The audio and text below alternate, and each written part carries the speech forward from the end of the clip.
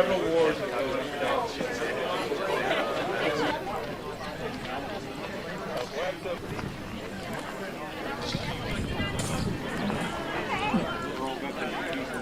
The great letters saying women are supposed to be personally. Look who's here. Unless you know for sure what's direct. Brave to have been arrested.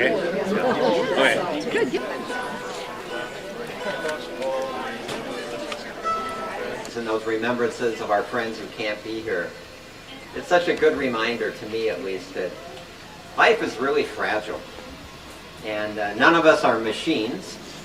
And it makes our engagement, I think, in the issues that we care so deeply about more important, but it also roots them in this awareness that we are human beings, in some ways doing the best we can, struggling with the issues that are so important, but in a context where we can never, ever, in my view, forget just how fortunate it is that we're here today, together, with an opportunity to learn from each other, with an opportunity to be inspired, with an opportunity to hear about action possibilities, and an opportunity to indicate to the world that we're alive and kicking and well and are going to continue working for peace, and because that's our vocation, that's our life. I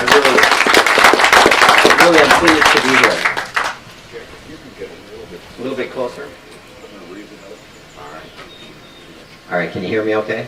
All right. Maybe it's because I'm 62, so I find myself thinking about the past in new ways, or at least reminded of the past in the present, which is a way of saying, I guess, that I think our lives are full of lifelong learning. And I've been thinking about how my entry into being concerned about justice and peace issues was really through the lens of hunger and poverty. And when I traveled as an undergraduate student to Ethiopia and India and other places, I kept coming up against the reality that hunger and poverty were rooted in social systems, and that those social systems worldwide were reinforced by U.S. foreign policy and U.S. militarism and war. So when I got to Ethiopia, a naive young person with very little context, I had to come to terms with the fact that whenever it was discovered that we were students from the United States, during the month I was in Ethiopia, we were pelted with stones. Now, I'm going to talk a little bit later about blowback, a term that many of you are familiar with. That was my first experience with a personal blowback. I had no context to understand why Ethiopians would be pelting me as a U.S. citizen, a citizen of the greatest country in the world that was out seeking freedom and democracy everywhere, was being pelted with stones. So it was in that contradiction that learning began. And as I decided to go to seminary after graduating from college and was at Union Seminary, I devoted really my entire academic life and life outside of the seminary to wrestling with issues of the politics and economics and foreign policy dimensions of hunger and poverty. And that's where I first began engaging in Latin America, because if you looked at the countries of Latin America, you saw over and over again that the U.S. had installed dictatorships throughout Latin America, and these were countries where on average 2% of the people owned 80% or 90% of the best agricultural land. So again, this reality facing me in the face, that war and militarism and U.S. foreign policy were deeply connected to social problems. I had the same kind of insight, but at a very, very early stage of my awareness, when as an undergraduate student I studied in inner city Chicago and later returned there to teach school for a time. And I remember thinking, this was in the context of the Vietnam War, that I was not a soldier, I was not in Vietnam, but I was living in my present reality with the reality of war. And the reality of war for the children that I worked with in inner city Chicago was that war came home to them every day in the form of unmet needs. Poor education system, lack of books, poor schools, inability to travel beyond their own neighborhood. One of my students came to me and told me that they couldn't stay after school with me for a program I was doing because I had to clean the blood off of the steps from the murder the previous night. So again, this awareness that militarization was captivating my own country in ways that were largely still, I think, and have become increasingly so, invisible to many of us as the culture of war got deeper. As I got deeper into my experiences in Latin America, and my wife and I lived in Central America during the U.S.-sponsored civil wars of the 1980s, there I came across U.S. militarization in a different form. And I remember as a seminary student being introduced to Latin American reality through Gustavo Gutierrez, a liberation theologian from Peru who happened to teach at the seminary that I was at.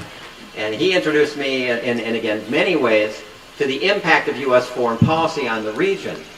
And I came across a book that I've been thinking about a lot recently as we realize how deep the domestic spying is, how deep the intelligence network has become in our own country. And it was a book called The Church and the National Security State. It was written by a theologian, I think named Jose Comblin, if I remember right. And he laid out, and I later adapted some of his ideas in some of my own writing when I was writing about U.S. low-intensity warfare in Central America.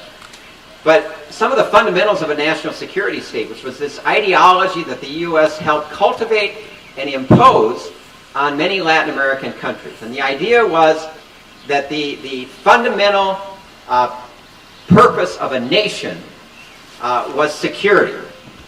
And kind of the second component was that the leading power in that national security state was the military. The military was the supreme force that had the responsibility to maintain security. Now, keep in mind, it was maintaining security in an environment of profound inequality and injustice, in which a handful of the people, usually complicit with U.S. corporations and other economic interests, were holding together unjust systems through violence.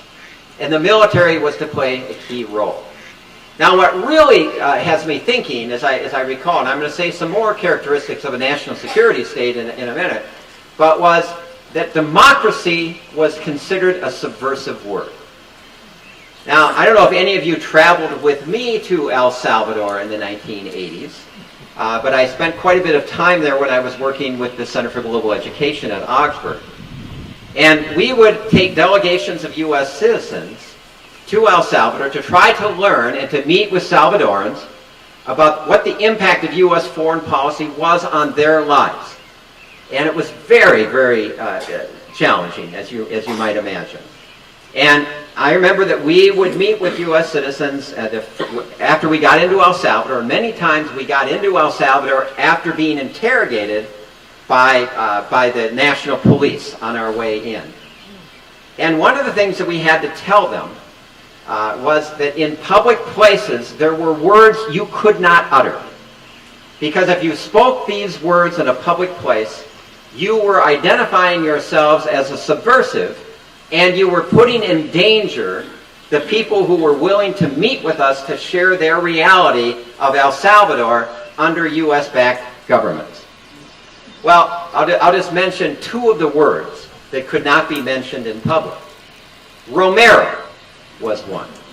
You could not utter the word Romero, because that would be one of those code words that would be a trigger. Another one of those words was democracy. Democracy under a national security state ideology in which the military is the highest authority is a subversive concept, a subversive word that would mark you literally putting a target on your back as being a subversive worthy of extermination.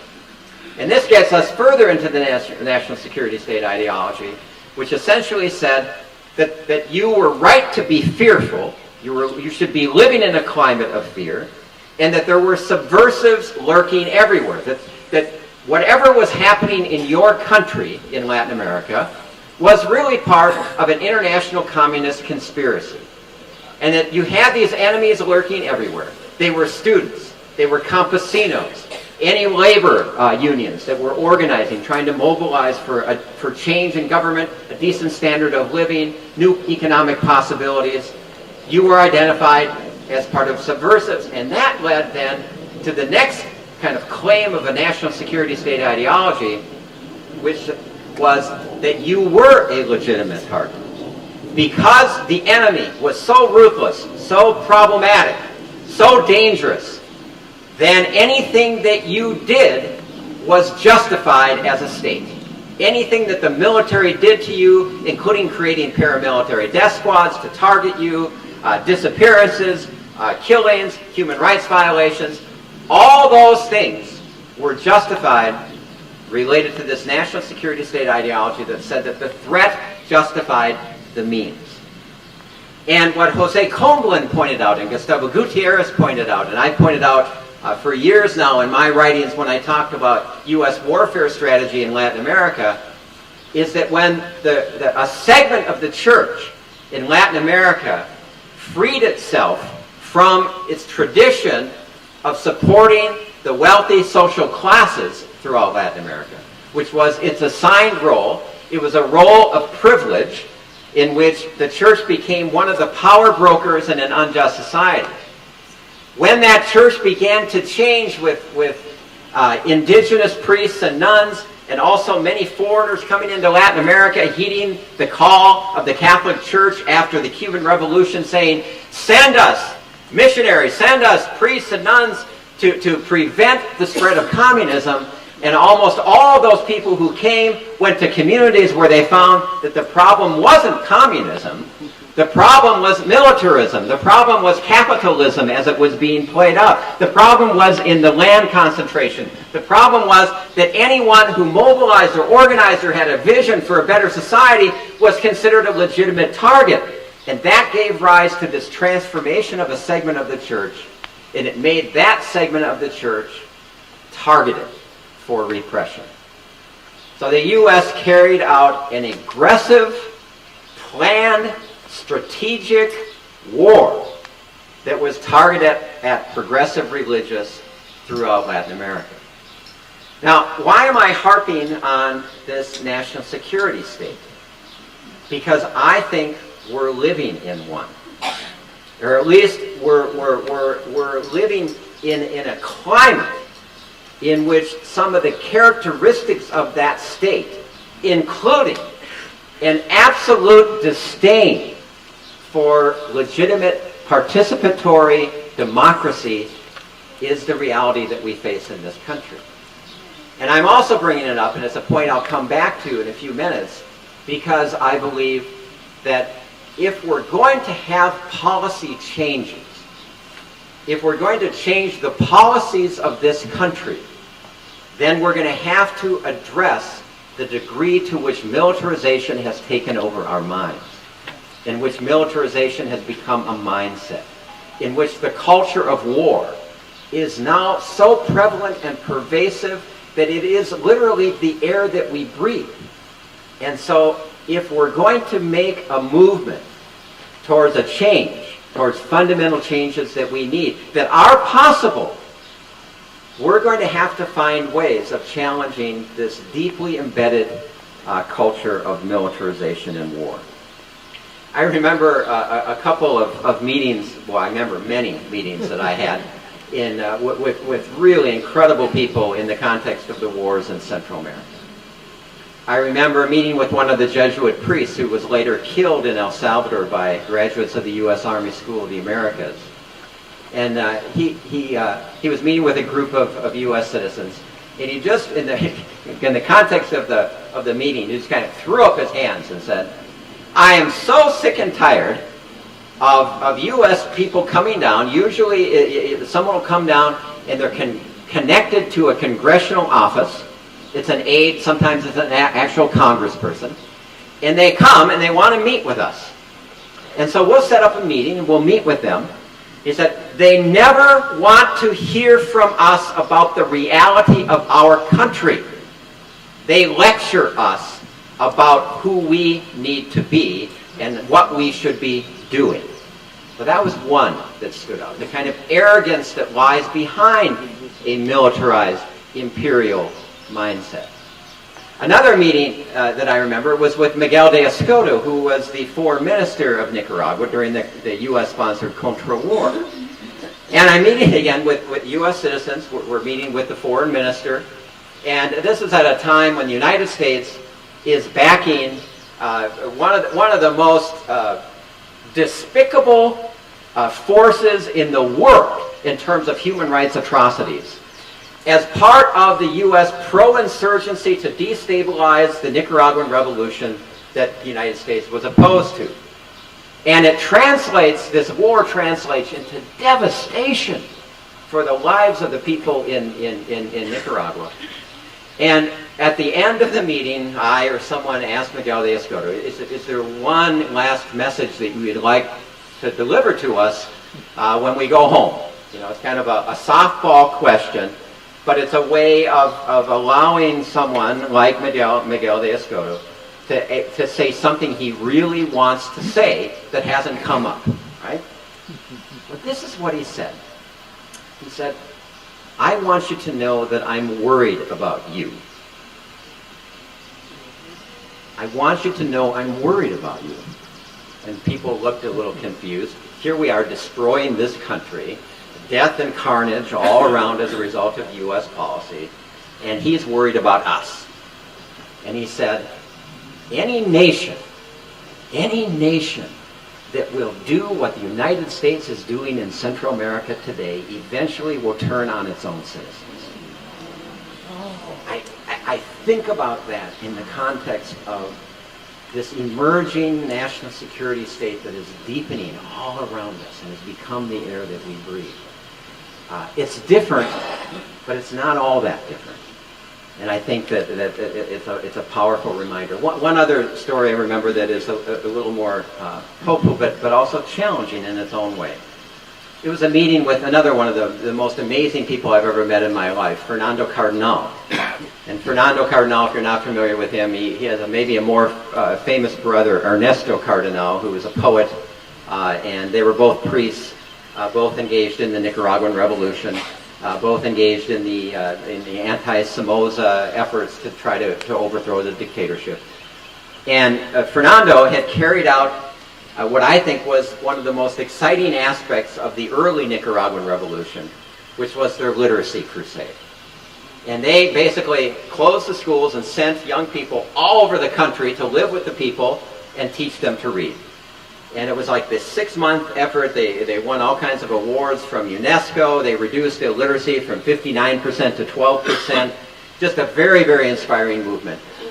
And again, after a meeting with him or towards the end, and you give him a kind of a softball question, anything else you want to say, and he says, I'm really worried about young people in Nicaragua because we're asking them to do so much. They're the ones who have been carrying out the literacy crusade. They're the ones who go out and help pick the coffee and the cotton and other things. They're the ones who now are paying the price of this war with their bodies. But he said, I worry more about young people in the United States. Again, well, why? Why? What do you mean? And he said, because you don't ask young people to do anything. You don't give them a vision beyond themselves. You don't invite them to be the social change agents that they can be, that they need to be. You don't invite them to step out of their artificial world and to engage in the building of a better world and a better society. And I think that's a really, really important challenge. And it's one of the reasons probably that I enjoy teaching justice and peace studies where I do, is I get to intersect with young people who do care about the world and really want to deepen their skill set.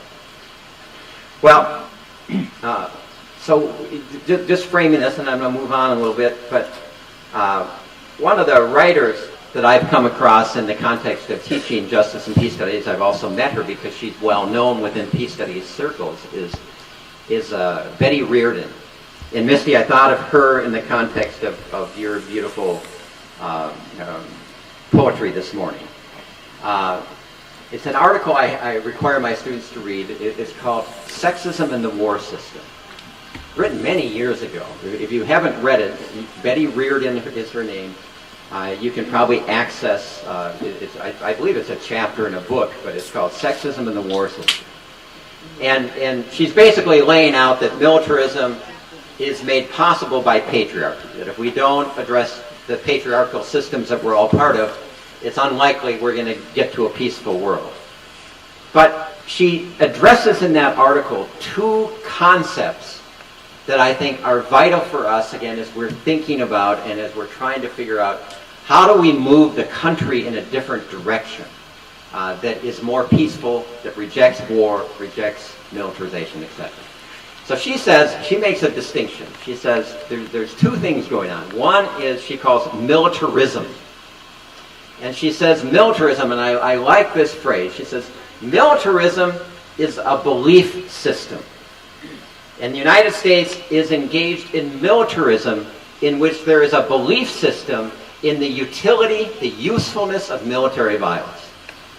Militarism is a belief system that says it's really military power that is at the heart of security. It's military power that allows us to be secure, that keeps us free, and it is military power that is the instrument for achieving goals, whatever those goals might be. So militarism is the belief system. And it's that belief system I'm arguing this morning that we need to find ways of chipping away at. She says, then she goes on, her second concept is militarization. And she says militarization is the enactment of policies based on that belief system.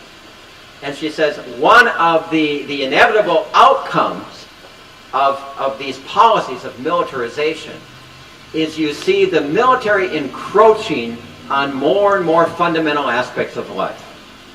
And you see that concretely expressed in terms of resources devoted to war, resources devoted to war preparation, resources going to the military-industrial complex as it has morphed and expanded in our time to be a frightening Goliath that's out there. So I think these concepts of needing to confront militarism, this belief system in the usefulness of violence, and also to see how we're enacting policy after policy after policy that is connected to that belief system. And my simplest way, many of you have heard me say this before, of kind of stating the basic contradiction we're in is the United States is using military means to try to hold on to its privileged position as an empire.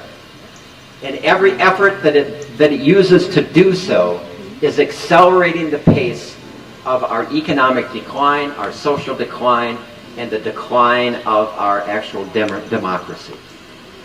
Well, I also wanted to touch a little bit on the recent issue that I think we need to confront, which is this belief somehow that secrecy is at the heart of security. Now, it's not a coincidence that a militarized state becomes secretive, especially a militarized state that claims to be not only a democracy, but the democracy. A nation whose public persona that has been internalized by many of its citizens as being the nation, the one to look at, so exceptional that we can violate every rule that we would hold others accountable for. It's this incredibly deep contradiction, but secrecy becomes, I think we need to put secrecy in this broader context. Without secrecy, the idea of American exceptionalism would have a life of about 4 hours, because the contradictions, as William Bloom has shown us in his writing, as Kathy Kelly shows us in so many ways, as Marie and John and all of us have been working to try to just expose some of the reality that challenges this mythology of uniqueness, this mythology of greatness, this mythology that feeds this incredible hypocrisy time and time and time again. And I think one of our messages needs to be just how dangerous that mythology has become, not just for the rest of the world, which is true and I'm concerned about, but that mythology is now killing us. It's killing our democracy. It is undermining the possibility of moving our communities in a hopeful direction. It's undermining the possibilities of making the transformation that are very, very possible in terms of building a better society, addressing ecology. All of those things are possible. But our mythology of greatness, of exceptionalism, and now of this profound secrecy that denies us, or at least most people, information that we need to be responsible citizens of the world. Now, the term, I think it was Chalmers Johnson, maybe other people have used it before him, that helps lay this out, is the idea of blowback. And blowback is when it's not only that actions are carried out that anger other people and then they may result in hitting back. It's intentionally actions that are kept secret from the American people, so that when there is a response from others, when there is anti-Americanism, we have no context within which to make sense of it. And that is all fueled by secrecy. But it seems to me that secrecy is very, very evidently not good for actual security. I mean, think about, we could just do a whole depressing list of just coming up with all the ways in which secrecy has done harm to others and to ourselves. But I just came up with a really, really quick list. It's because of secrecy that the Central Intelligence Agency was able to produce and keep hidden for a long time its terrorist training manual for the Nicaraguan Contras that called for the assassination and basically asked the question, how do we most effectively terrorize the Nicaraguan people to undermine the Nicaraguan Revolution? Well, now finally that was leaked, right? You can access that document, but that was because of secrecy. The whole thing that the Church Commission revealed about the Central Intelligence Agency's assassination campaigns, attempts on Castro's life, actual assassination of leaders, all of that was kept secret from us for a long time. The Hoover Commission report in 1954, which basically said, we're up against an implacable enemy, we're throwing out all ethics. Anything right in line with that national security ideology, but now just saying that the United States had no responsibility to act ethically or morally because of the enemy that we were up against. That was kept secret from the American people for a very, very long time. Operation Condor, in which the United States set up a network of death squads throughout Latin America, specifically to target the progressive religious, kept secret from the American people. Bush and Blair, a more recent example, conspiring behind the scenes, saying, we're going to find or fit or create intelligence to justify so that we can invade an independent country, Iraq. I mean, we could come up with multiple examples, but my point should be very clear. And the point is that the secrecy, behind the secrecy, are foreign policies that are absolutely destructive to people worldwide, that undermine our own democracy, and are harmful to us as well. And I would like to say, and I think in most of my moments I think that this is true, that I think much of what is being kept secret, much of what has been kept secret in the past, much of the policy, or many of the policies that have resulted from that secrecy or been concealed by that secrecy would be profoundly disturbing and troubling to most U.S. citizens. To most U.S. citizens. I still believe that there is a basic decency that, if cultivated and called on would grow and could blossom in this country.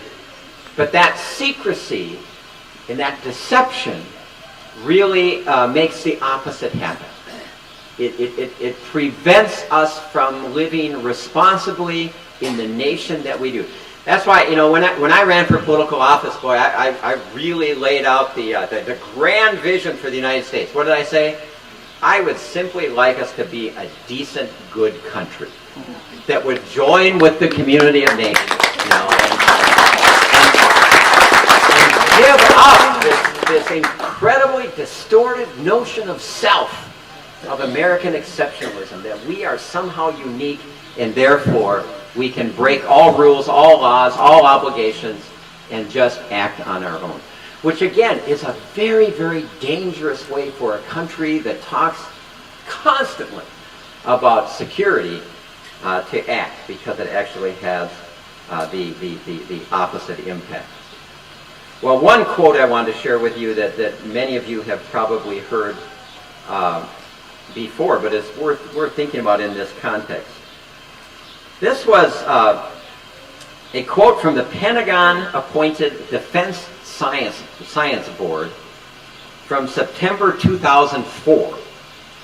And interestingly, the question that they were probing was, they were probing not just the question, why are we hated? Why do people hate the United States? But what they were probing was the simplistic answer that was given to that question. And what's the simplistic answer about why Muslims hate us?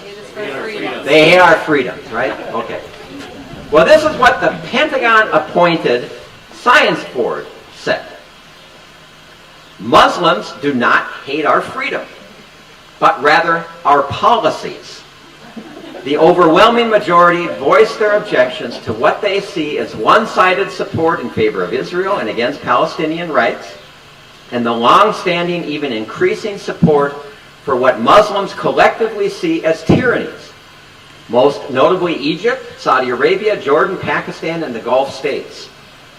Thus, when American public diplomacy talks about bringing democracy to Islamic societies, this is seen as no more than self-serving hypocrisy. Now, that's pretty well said, don't you think? And it's a really, I think, it opens a window for us into the possibility of actually recognizing who we have become as a nation. And then we can have the conversation about, is that who we want to be? And also have the conversation of, well, what kind of nation do we want to be? So I was very glad to have my picture taken as I am Bradley Manning, because I think Snowden and Bradley Manning and others are if you're interested in security, these are the heroes of security.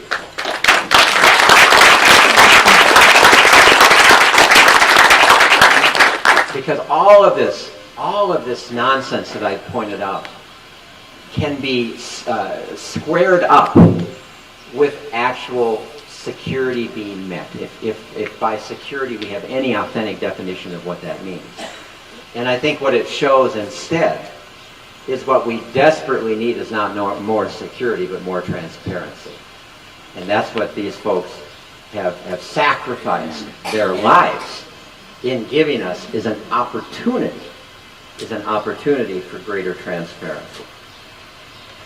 So here's another thing that I've been thinking about. You've all heard the story of the river and the baby showing up in the river, right? And so imagine that we're here, or I'll do it at St. Thomas because we're near a river. I'm teaching my class at St. Thomas, and someone runs in and says, "There's a baby floating in the river," and we'll all run down and we'll try to rescue the baby. And let's say we do it successfully, and boy, we feel great about ourselves. And then the next day, someone comes running in again and yells out, There's dozens of babies in the river," and we all run down and we take them out, and we do this day after day after day after day. And then, as the story goes, eventually, someone says, "Maybe we should try to find out what's going on upriver," right? So that's the story. And so here's my analogy. My analogy is, I think the babies in the river it's the national security state. It's the militarization. It's the unnecessary wars. All of those things are happening. And our challenge is to ask, why do we live in a secretive, militarized security state? And why is it that so many of us, or so many of our people, accept doing so as somehow being the key to security, the key to freedom? You know, I've only had one credible death threat in my life. And the context was, my wife and I had just returned from working in Central America for a number of years. And I had written a book called War Against the Poor. And it had a subtitle that dealt with low-intensity warfare. And essentially, that book, I think, was a I think it was a very useful book for a lot of the people who had been engaged in trying to change U.S. policies in Central America. Because what I set out to do in the book, and think I succeeded at least in part, was to reveal the policy behind the events. And I looked at this whole strategy of low-intensity warfare that the U.S. was engaged in, lessons that had been learned from Vietnam, and a lot of those lessons had to do with the fact that we would now be fighting warfare and try to do so without sending a lot of U.S. troops in danger, but doing it by supplying others, doing it through covert means. It elevated psychological warfare and torture to kind of the pinnacle of how do you, in fact, play with the minds of citizens in these nations so that they won't be engaged, so that they won't be hopeful, they won't seek a better life, etc. Anyway, I had written this book, and when I came back, I was invited by on public radio. They carried a talk that I gave at Holy Trinity Lutheran Church. The church was filled. Maybe some of you were there, on low-intensity warfare and on the book, and they actually played it on public radio. And I heard from public radio people after, they said that of all the things that they had ever done, this got the most response of any noon program that they had ever done. And they said there was some hate mail, but most of it was, why don't we hear more of this? Why don't we have more of this? Well, within 3 or 4 weeks, a conservative guy, I forget his name, I saw him again the other day, and he's still up to his old tricks, but he organized a conference at the Humphrey Institute that was co-sponsored by the Low Intensity Conflict Center in Virginia, the U.S. Army, a whole bunch of different military groups, on low-intensity conflict. And they had a quote from me on their brochure that was really a misquote from me on their brochure. And they had invited 5 speakers, all to the right of Attila the Hun.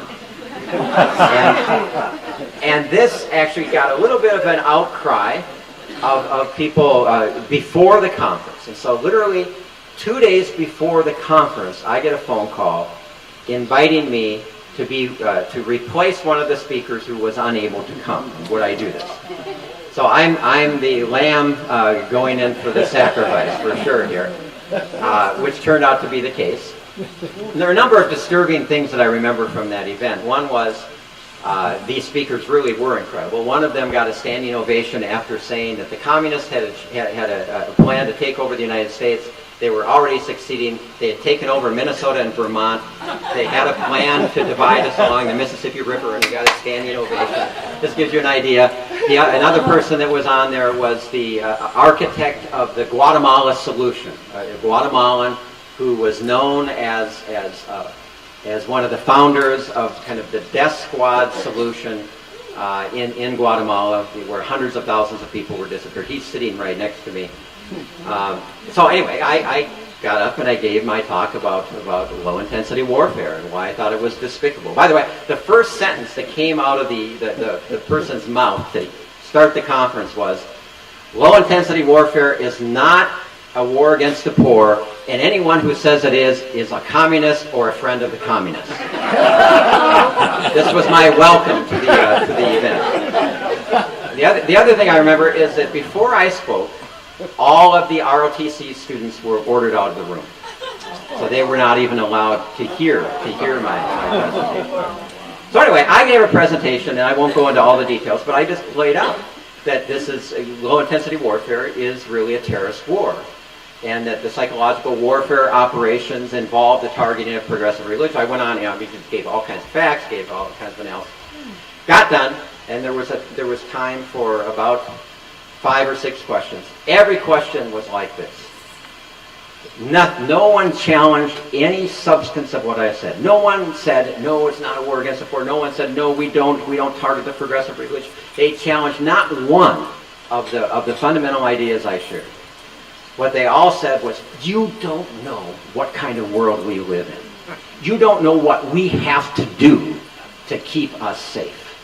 And it was the clearest experience I ever had of how close we were and are to this idea of democracy being in name only, where there was absolutely no respect for the people, and there was this assumption deeply held that these were the guardians of the gate, and they knew, and they would do anything that they had to do that they believed needed to be done.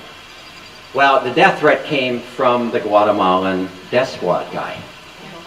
It was not a formal one, and I don't know how you would have responded to this, but he just leaned over to me after the question and answer and said, you're a dead man. You don't know when, you won't know where, but you and your family are goners. So what do you do in a situation like that? Anyway, my point is, why do we accept? Why do we live in this national security state? And why do we internalize militarization? And why do we accept this as somehow the price for security? So here's just a couple of thoughts about that, and then I want to share why I think this topic is important and how it fits in with Minnesota ASAP, and what we might do to go forward. Well, obviously one of the reasons was articulated by Dwight Eisenhower. You're all familiar. He warned us about a military-industrial complex. And so that military-industrial complex, he was warning us, now it really is a threat to our democracy. And he was warning us that military spending levels were now disconnected from security needs. And I think he was even suggesting that the wars that we would fight would be disconnected from security needs. So we have that answer, which I think we need to pay more attention to, and then build on and update in terms of what's happened to that complex. It hardly even resembles what Dwight Eisenhower feared, and you could multiply his fears by 100 and probably get closer to where we're at. Robert Kohler had an interesting article on Common Dreams yesterday called Privacy, Security, and Sanity.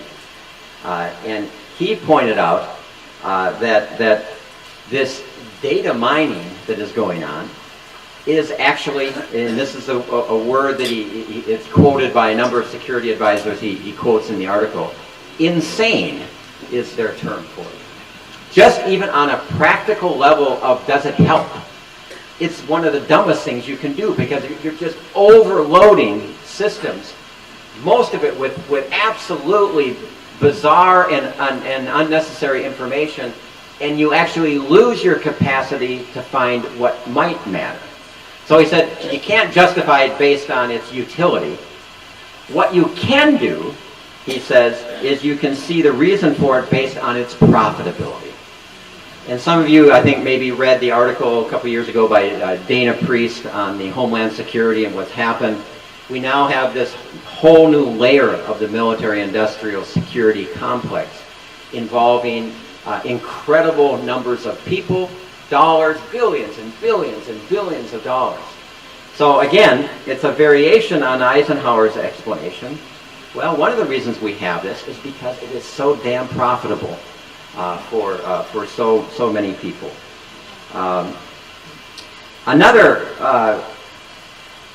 Another reason we have it, we have this allegiance to this militarized society, is because so many individuals and communities are now wrapped up economically with these dysfunctional spending priorities. So we've got all the weapons manufacturers, you know. So we're producing the F-35 that will cost over its life $1.5 trillion, which I believe it was the Rand Corporation did a recent audit that said it can't fly. It can't fly, it can't turn. They can't even test it because it's so unsafe. And this is after hundreds of billions of dollars being invested in this plane. Well, why is it produced? It's produced because Lockheed Martin and then, of course, subcontractors depend upon its production. That's just one illustration of something that we could name 1,000 times over, which is, again, that most of the money we spend militarily and most of our military hardware and stuff isn't for the security of the country. It is based on what Eisenhower called the military-industrial complex and the strategic positioning of economic incentives in community after community to tie them in to. And if you're going to do that, if you're going to be part of this militarized society, it's pretty hard to question it. And so I think there's a deep human impulse to justify it. And so you're more susceptible to believing that this is helping for security. You're more susceptible to believing this is just what we need to do. Those dollars keep us safe, all of those things. So that economic dependency. Now we know, factually, that military spending is horrible for the economy. It creates very few jobs per $1 billion spent. That's true in the intelligence sector as well, Homeland Security and other things. If you use similar dollars and you used it in healthcare or education or renewable energy or almost anything else, we would have more jobs. And that's one of the cases that we need to get out there, right? But that's another reason that we're, still rushing to rescue the babies maybe, but we're not paying attention to the why, is because so many communities are dependent on that. So what does all this mean? And why did I say all of these things in the context of my involvement with Minnesota Arms Spending Alternatives Project? Well, here's what I wrestle with, and the rest of the time I can hear questions from you and comments from you, but I need your help trying to answer this question of how do we move forward? How do we move forward in a militarized society? How do we challenge American exceptionalism? How do we get at that culture of war? And I really believe that the most hopeful thing that I have seen politically in a long time is what happened in the state of Minnesota over the last year and a half that resulted in equality of marriage. Defeating that amendment. And I think we have an example there of what I'm suggesting. That the culture shifted. The culture shifted. It took a long time for that shift. It took a lot of effort. We were talking before about the thousands of phone calls that people made, the conversations that took place in communities. How do we duplicate something like that? I know it's not exactly parallel, but it is in the sense that, back to the point I made in the beginning, I don't think we get to better policies without effectively opening up, ripping open the culture of war. It's a self-fulfilling prophecy, right? You build in the fuel of animosity in your technique for trying to stop something that you're trying to stop in an inappropriate way. So anyway, challenging that culture, it seems to me, is really, really vital.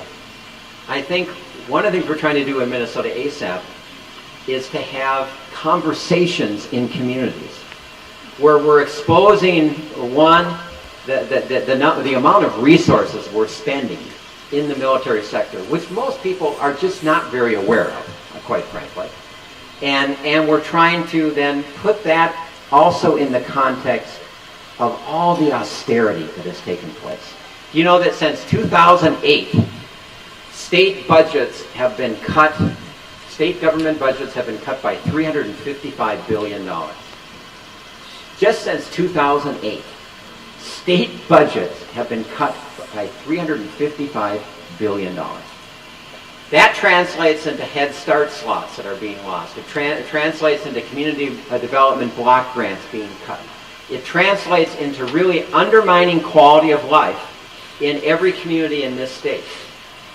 Our task in Minnesota ASAP, and in Minnesota ASAP is just what you decide to do with a little bit of help from us, is we need to bring those conversations to community after community and make those connections so that people can start thinking differently about security.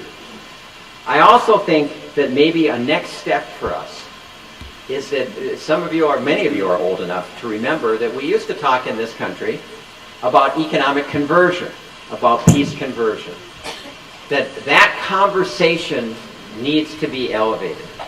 And I've been in touch with people at the Institute for Policy Studies. There's a woman there who's working on economic conversion.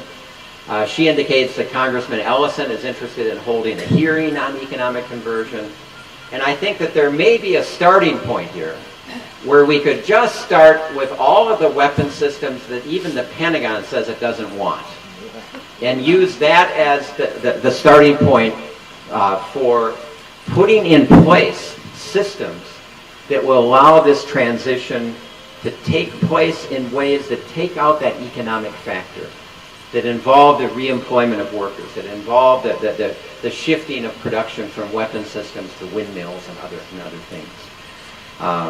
But again, I don't think we get to that unless we get to the culture. Okay, one last thing about the culture. And here's one where I know many of you you all deserve a medal, and not a war medal, but a peace medal for the work that you've done in Vets for Peace and elsewhere. But another thing that holds this whole system together and explains why people embrace the national security state is the idealization of war and the veneration of troops without taking their actual needs seriously.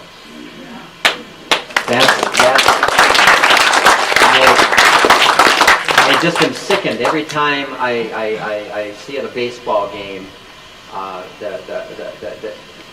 kind of shallow veneration. You get to throw out the first pitch. You get to be an honor guard. You're lifted up. We'll have a day for veterans. But the problem is that every occasion is an occasion to actually have the sub-theme of the glorification of war, the glorification of warriors. It's that deep cultural disconnect, or that deep cultural sensitivity to something that we all are in favor of, which is that vets need to be cared for, but they also need to be listened to. And that becomes a real challenge as well. And then, lastly, let me just say that what I've tried to do in this book, Authentic Hope, is to look at some very, very serious issues, from climate change to militarization and war priorities and other things, but to do so through the lens of possibility. So I think part of the key of challenging this culture of war and the militarized priorities that follow from it also involve engaging human beings in our communities in thinking about who we want to be as a people. Why is it that we tolerate in this country 800,000 bankruptcies a year related to a healthcare crisis when a single-payer system would solve all of those problems? Why do we allow them to cut Social Security benefits and Medicare and food stamps? The United States will spend more money in Afghanistan next year than the entire food stamp budget of the country. But these are the kind of things, the kind of conversations we need. And Minnesota ASAP is one vehicle for that. Many of you know it's just a very simple resolution, points out some of these statistics, but it offers the possibility of opening up this deeper conversation. So I hope in the coming year that in addition to all the wonderful work that you do, that you'll find a way to intersect with this militarization issue, and maybe you will see this vehicle that we've created through Minnesota ASAP as a means to having the kind of transforming conversations that our communities need. All right, I'm going to stop there. Thank you.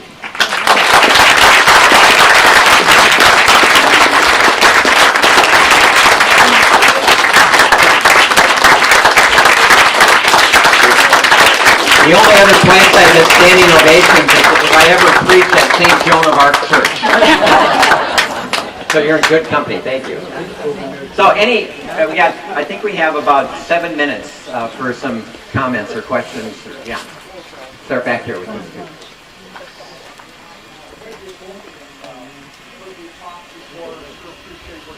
My name is Alan Hancock from Brooklyn Center. I'm a member of the Green Party.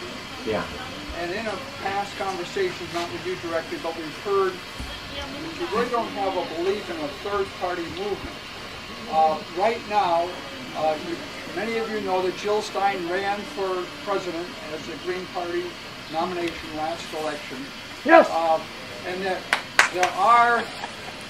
we believe in all the things you've mentioned, and yet most people will either not vote or they'll vote for one of the two corporate parties. And to me, if a figure like yourself wanted to be noticed more, to me, we need to build a new social movement. And the Green Party started out as a social movement. And, you know, you mentioned Keith Ellison, and that's great, but look what happened to Kucinich. Once they get to a certain level, they're marginalized. I think we really need to bring out, because in the past history, you know, third-party movements have brought social change. Why can't we all get together? And because there's so many groups that, you know, on the online and things that believe in the same kind of issues, but they're very specific. They're piecemeal. We need to get people together in a grand social movement, have a political party that believes in what we believe in, and move forward that way. I'd like your comment on that. So basically, to not repeat everything he said, but it really comes down to is one solution or the solution to our political difficulties a third party like the Green Party, and why haven't I been more engaged in that? Well, I'll say two things. One is that I think we should support third-party candidates whenever those candidates are mobilizing people in a movement direction and have a prospect for winning rather than just a symbolic gesture. Especially when they're holding up the values that, as you say, that are shared. The second thing I would say is I think that we're still quite a ways away from national solutions to these problems in the political arena for a lot of reasons. Money in politics, the way that our Constitution is structured, the two-party system that dominates all of those things. It doesn't mean I don't think that some work can be done there, but I don't think that it's really the time that's where the change is going to come. But I think a lot of the grassroots work that needs to go on that can encourage a lot of those local candidates as well in the Green Party and others is a way of laying the foundation for a social movement, and whether that will translate at the level of national politics or when, I think is a question. And then the last thing I'll say is that I'm about as disillusioned nationally with the Democratic Party as one could get, and I'm increasingly open to the need and conversation about how we make a third party happen. So, I think at the state level we saw some really good progress on lots of things. I think the differences matter more at that level. I still think there are limitations and weaknesses there too, but at the federal level I think I'm moving in your direction. Yes. Your talk about how democracy is undermined by militarism made me think that sometimes we have these problems too in the peace movement. When some can say that times are so desperate that we can't have dissent within an organization, or that it's important that we have gatekeepers of information who put out the correct information, that debate is discouraged. And I would like you to comment on the importance of democracy within our movement. I think democracy is very important within our movement for many, many reasons, and I'll name two. One, we need to be modeling the ways of listening to each other and communication in our work. If we're ever going to build successful movements, we're going to have to build unity, and that means learning to agree to disagree if it comes to that, but certainly hearing each other out. And then a second reason why I think it's so important to have vital communication is I would be the first one to say, I've got ideas about how to proceed. I don't think anybody has a blueprint about how to proceed. These are very, very difficult times in terms of how to organize and mobilize. I think that there are multiple strategies and tactics, but if anybody in this room believes you have the answer, I think that's problematic. Maybe collectively we can get close to some answers, but we need that collective voice because there aren't any easy, simple, obvious pathways out there. And we need each other to try to find the best pathways and experiment as best we can. So thank you. Okay, one more, and I think it's got to go to the farm Oh, that's post. appropriate because I think that an apt analogy for the war on terror is the long failed agricultural war on weeds and pests. We keep increasing the intensity of the poisons that we put on the land that end up in our drinking supply and in the air. And the weeds are getting bigger, and the bugs are getting more virulent. Well, you will really like... So that's exactly the same. Yep. You will really like my book, Authentic Hope, because that's really, that assumption is a foundational assumption, and I kind of use that as a practical example and how it carries over. So that's good.